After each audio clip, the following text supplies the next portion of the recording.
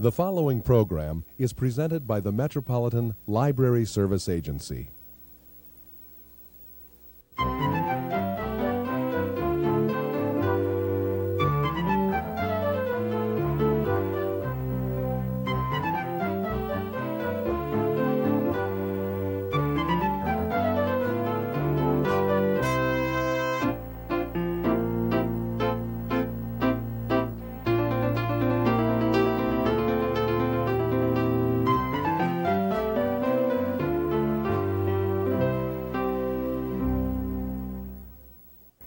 Hello, welcome to All About Kids, a program focusing on the interests of children and young people and some of the issues affecting them. Our guests today, Lee and Sue Kaiser Johnson, are the authors of a recently published book, If I Ran the Family. They collaborated on a book based on their experiences as parents and their experiences as parent educators working with other young couples. Sue, Lee, it's a pleasure to have you here on All About Kids today. We're going to be talking about your lavishly illustrated and charming book for children. I'm not going to call it a picture book because I think it has a lot of real in-depth content. Your first-time authors, published by Free Spirit Press here in Minnesota, and you have received some really fine testimonials from people such as Ernie Larson and the National Council on Family Relations. How do you attribute the success of your book when it's just out? We worked really hard on, even before we were published, at finding endorsements from like John Bradshaw. We sent him our book, a manuscript, and said, we really think this is going to be a big success and we'd like your endorsement. And he just was thrilled that something for children would be coming out like this on Healthy Families, because he works on healthy families, and so he endorsed it, and that, I think, helped us get published, having a person that's already been published endorse our book. Yeah, our story might be rather unusual for children's authors in that our work springs out of the family education world, not out of children's literature. So here we are in children's literature because that's another way that we can reach parents, the same way that we've been reaching them through facilitating classes or speaking to groups of parents. And so because of our background there, we were able to get in touch with authorities in the field and get some early support. And as Sue mentioned, that was instrumental in getting early attention to our manuscript and even making it possible for it to become a book. Well, it is an interesting as a children's librarian coming from the literary point of view, but obviously good books have to have some background behind them, and you've both been parents for 7 years, which is certainly a criteria for knowing about family life and having an insight into the way children think and act. But you've also spent a lot of time as facilitators for early childhood family programs all over the metropolitan area. And you must get a lot of interesting insight from the parents you're working with. Well, that's something that happened more as the years progressed. When we originally had some dreams and hopes, as most parents, new parents, expectant parents do, about what it was going to be like to be parents. I had a dreamy fantasy of, rocking my baby and everything would just be fine, and those kind of crumpled after Andrea was born. Shortly after she was born, I imagine. And we realized we needed some help in our parenting to enjoy parenting better. I mean, we liked being parents, but sometimes it was really challenging. Overwhelming and stressful. Overwhelming. So initially you started out as parents involved in an ECFE class and then became... Yeah, it was because of the feelings of being overwhelmed and being stressed that we actually were given the advice from a wise person that we check into the early childhood family education programs. And we just got hooked and started taking every one that we could possibly get ourselves into for a period of about 4 years. And finally we started to realize, as we talked with other families, either in the program or in other support groups that we belonged to, that we were actually being able to offer something back to them, that we had actually changed. We had changed our family, we had changed our marriage relationship, we had changed within ourselves as people. And we were being able to, we were hearing families telling us that they were benefiting from things that we were sharing with them. We thought, well, how could we keep that going? How can we give back and reach more people? And we started out by facilitating parenting classes. And we really enjoyed that, and you're right. We heard so many times different stories from parents that would also help us in our own parenting. We'd hear, oh, my child acts this way, and oh, mine does too, and to get help from that. And we were fortunate to have Mary Sheedy-Kersenko, which also endorsed our book, and she wrote The Spirited Child. And we learned about different childhood temperaments and accepting our own temperaments. And so these other parents helped us realize we did have something more to share, and we also learned from them. And then as we realized we didn't want to go out of state talking, we realized, well, how could we reach more parents? How could we share our experiences and share the healthy family aspects that we learned in our family? And we decided that it would be wonderful to write a book. Another aspect I wanted to mention that was unique, that we felt that people told us they saw in us that they didn't necessarily find in themselves until they saw it in us first, and that was a real memory and sense of what it's like to be a kid. We were all kids. Everybody was. In fact, a lot of times our culture likes to treat kids like little grown-ups, and that's one of the things that happens in the book The Hurried Child by David Elkind.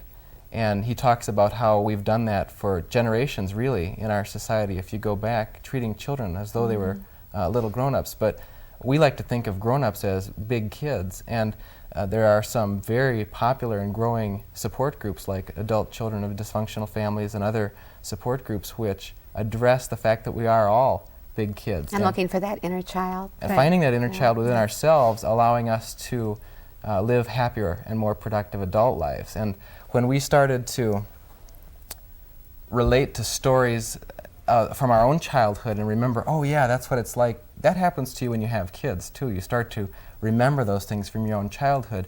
We found out that some of the parents we talked with weren't coming from their own childhood memories, maybe couldn't remember them or had them blocked off.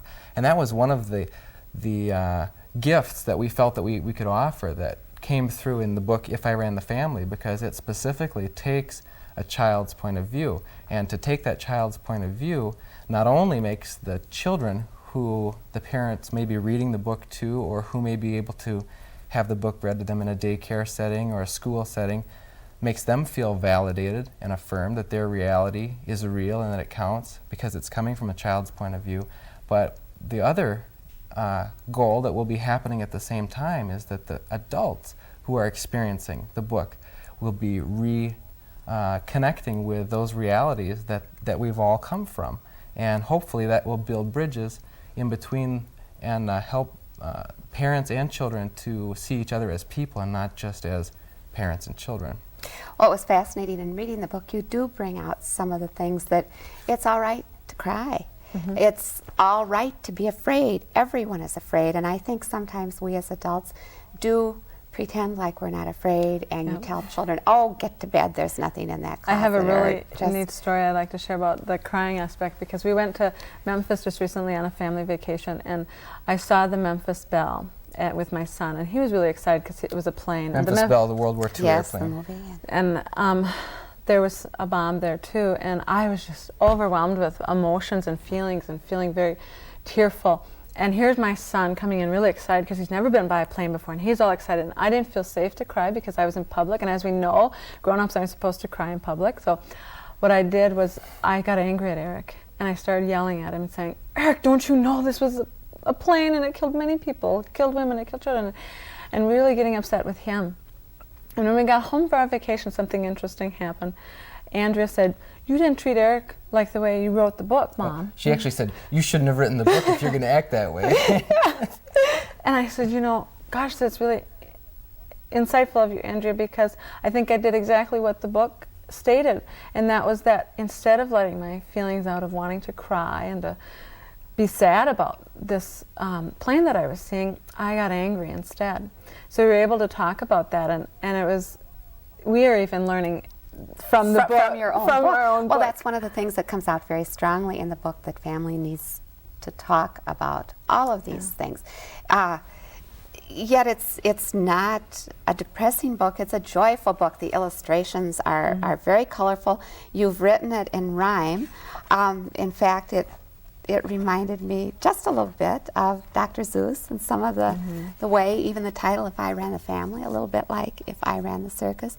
But the whole idea of a child imagining what it would be like if she were making some of the decisions, but yet what comes through very strongly is respect for a child's opinions, and that's something obviously you both feel very, very strongly about. You have to listen to children. Right. You mentioned the positive aspect, and that's something that's been real important to us. In fact, if you look at the titles of the talks that we give to parents, you know, parent-tested positive discipline techniques, how to work together as a team, and titles like that, we've gotten a lot of warm reception from parents by coming from a positive standpoint, because you can view anything that's going on in your family as either a problem or an opportunity, and we tend to view them as opportunities for growth. Except for me. I'm really good at telling the problems, but we do get around to the, you know, this is really good and stuff, but I think I'm really good at seeing the problems, and that is a quality. It's a strength you bring to the family. And I know that there's an example that we were given as part of our learning about families from Dolores Curran, who is the author of Traits of the Healthy Family and Stress in the Healthy Family.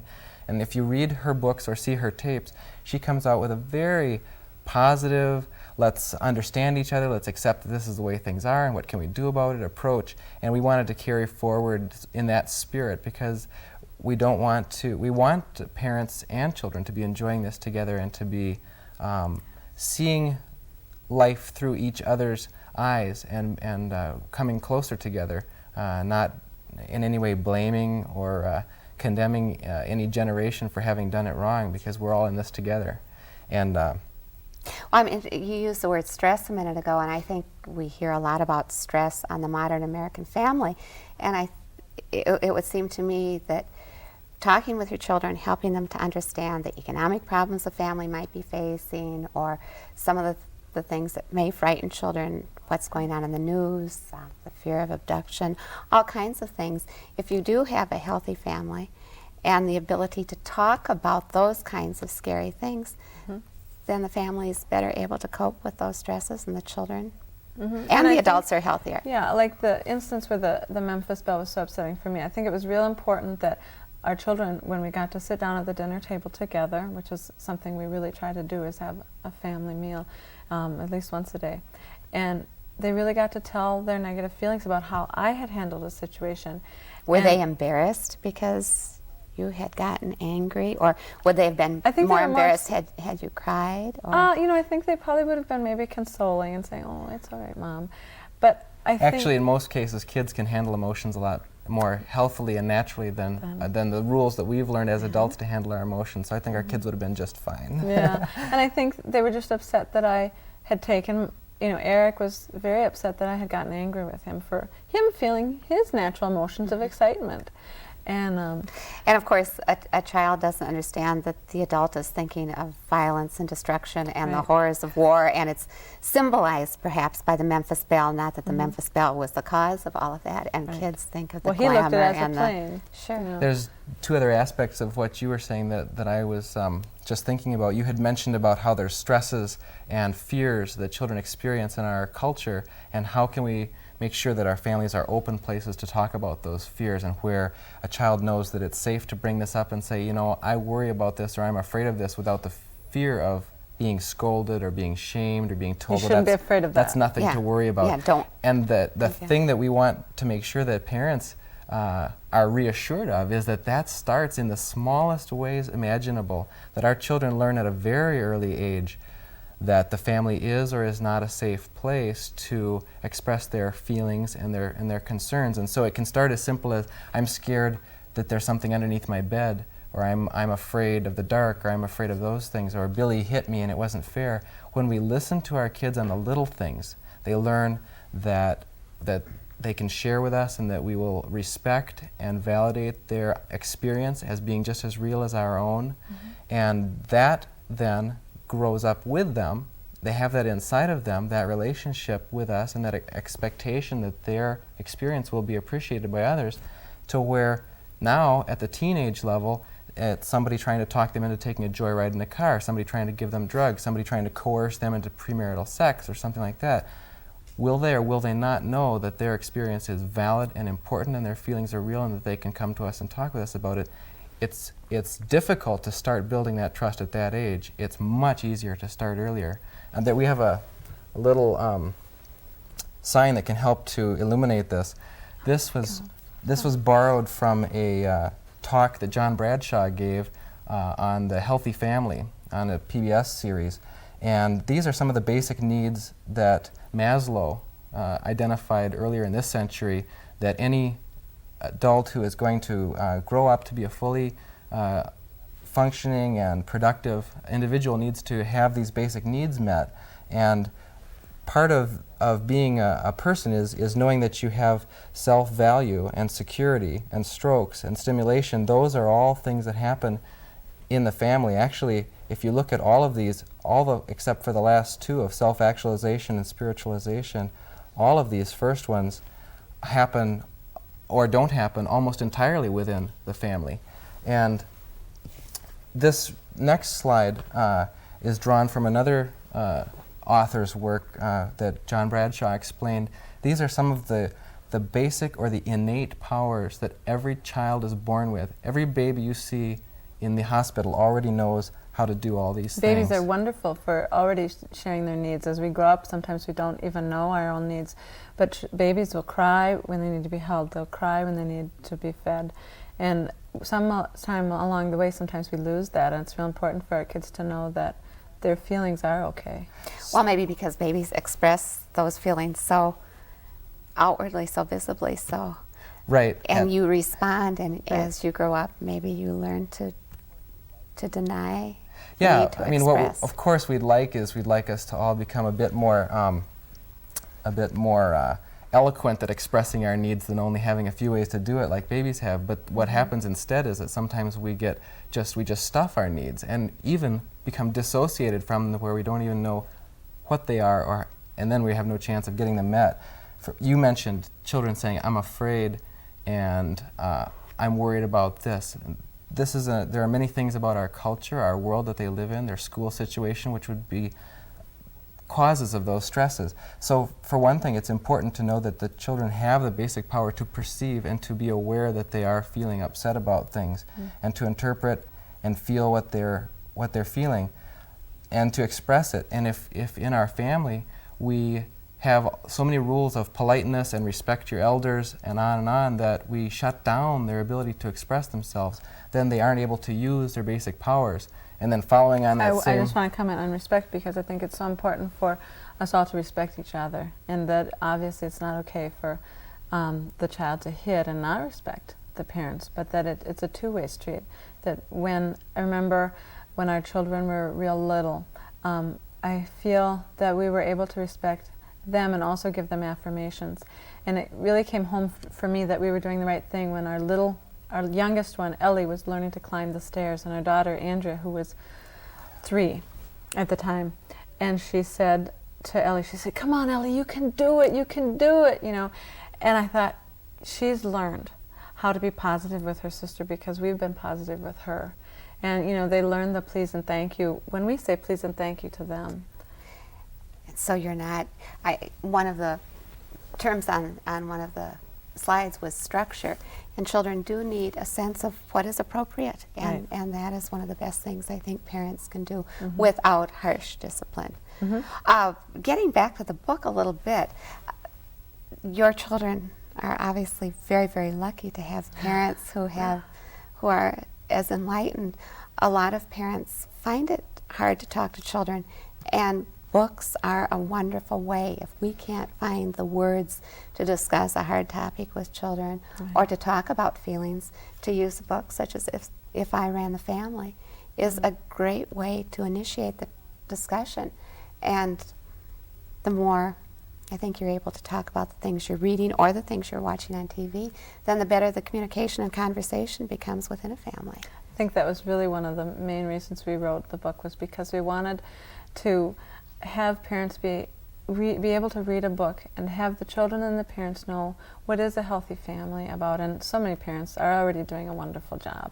I mean, they just can do that with the help of Early Child Family Ed and also by reading many books. And we wanted children to know what their rights are, and that it could bring up conversation. It has in our family already. We read the book, and our kids would bring up saying, well, we don't do that. You know, I mean, we could know what was healthy, but maybe not necessarily practicing it all the time. Well, it's not as easy to practice what we Right, so they will, the children will say, gosh, you know, this seems like really good, and to have a family meeting and say, well, how can we make this happen? And I understand you have some ideas for some future books. Do you think the children will have more input into the topics and even help you with some of the dialogue? We've actually started that process. They helped us with this book. They did. Immensely. Is in fact, Debbie it says Dundee based on a composite of your kids? Our oldest child. probably a composite of not only all of our them. children's experiences that they report to us, but our own childhood experiences and those of other parents that we talk with in early childhood family education. And another thing that you had mentioned was relating to that this is something that parents and children can share together, being in children's literature. We find that reading times together, I know that libraries talk a lot about encouraging family reading times, and we have found that when a parent and a child are reading together, there's a special mood that's created there. You're not trying to get something done, so you're very much in the moment, and you are able to sort of set aside a lot of your judgmental, business-like approaches and really kind of be open to I think there's learning. a lot of tenderness too, because usually the child's sitting on your lap or very near you and you have your arm around them. So there is a safety that they feel and can bring It's a up those. wonderful testimonial for reading aloud to your children, even as they grow older.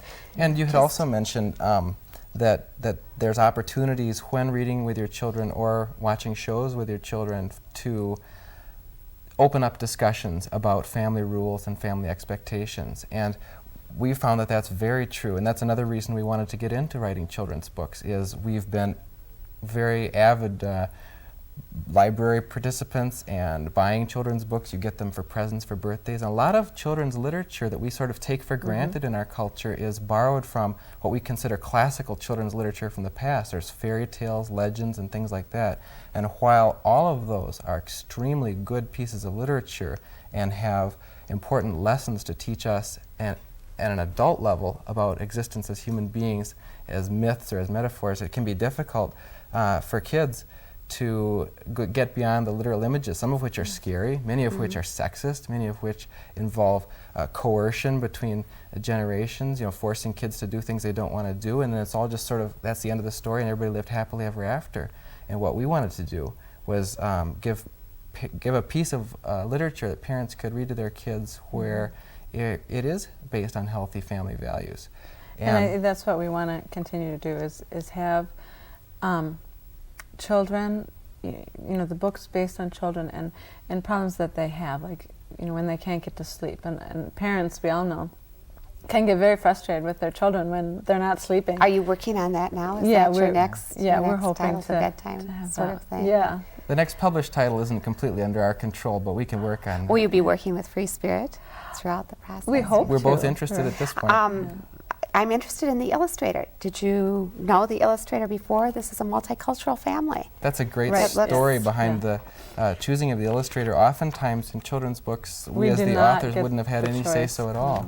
In But, fact, we went in to the Free Spirit, and they had 4 different illustrators that they had taken, and they let us help choose the illustrator. And it just so happened that we all agreed on Roberta, and we were just so thrilled by her pictures. I mean, as you can see, she did a beautiful, beautiful job on the pictures. Very appealing. And it was wonderful that we even got a choice, because most publishers will not even give the writers the choice. They just say, this is the illustrator, like it or not. And they were concerned about that. That is unusual. So a whole series coming out, We bedtime hope. fears. Anything about going to school or some of the other all of childcare? if you want to predict what books you might be seeing, you should think about what things as a child were the most distressing, or where it seemed that being a child, your feelings about it were not really understood and were discounted, and yet it was very real and very important to you. Those are the areas that we're going to be focusing on. Do you think as your children grow older, you'll focus more on the particular needs of early adolescence or the teen years? That's possible. I mean, you know, at this point, it's hard to say because we are so focused on their age group right now. But it that is, gives such a validity to. but I to think your work. the literature of early adolescence is really important too, and giving them the affirmations that they need, because they really do need them. Your children must be very proud. They're very really excited. happy. They were really excited. When we heard that we were going to be published, we all just jumped up in the living room and shouted and whooped and no. And when they saw their picture's on the back of the book, and it was a family picture. Inside And the back cover. Yeah, inside the cover. And they were just so pleased to be on the book. It was really Because neat. they are a part of it, so you Right. consider In a this very real way. a whole family partnership. Yeah. Well, it has been a pleasure having you on the program today. Thank you. And we look forward to hearing from you when you're published with your next title. Thank you. Thank you. Thank you.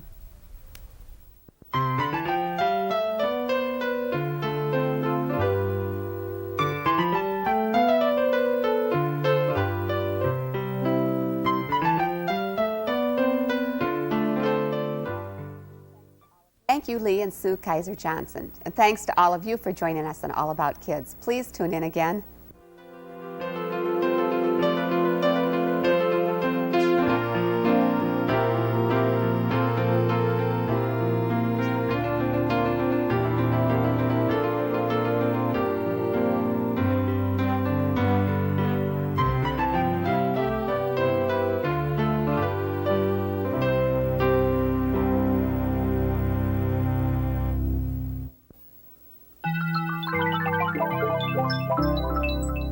This has been a presentation of Hennepin County Library in conjunction with the Twin Cities Metropolitan Library Service Agency. We thank you for watching, and we hope you visit your public library often.